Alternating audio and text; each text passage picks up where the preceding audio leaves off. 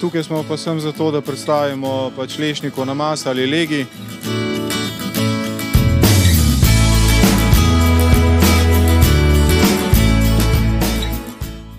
Dušan Badovinec kot predstavnik, za mano je Zlati Gi ekipa, krasni fantje, punce. Vse delamo ročno, torej kot organizacijska oblika smo Zavod za zdravo življenje, brand je pa Zlati Gi oziroma naša smejoča kravica. Mi ustvarjamo kuhano maslo, torej ekološko kuhano maslo iz mleka pašne živine.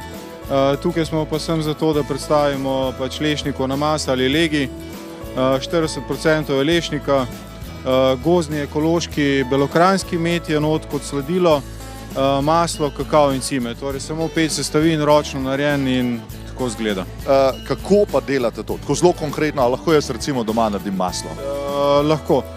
Pri nas je posebno to, da maslo kuhamo 48 ur in več. Torej na ognju se kuha maslo, s tem se prečisti, v bistvu iz surovega masla rata maslo. Nima kazeina, laktoze, ogljikovih hidratov, beljakovin, nečistoč, kazeina.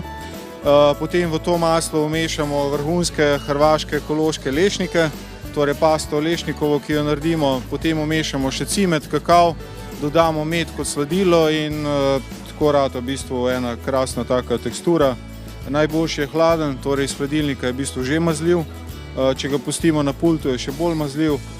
Ljudje pa ga jejo predvsem na žličko, pravijo, da ga je greh mazati kamorkoli. Jaz sem slišal, da se to dela iz bivoljskega mleka, da so včasih to delali iz bivoljskega mleka. Zdaj, bivole je kar težko dobiti zdaj v tem času, ne?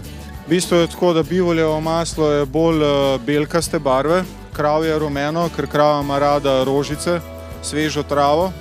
Bivol je pa žival, ki zna pojesti včasih tudi časopisni papirče med travo.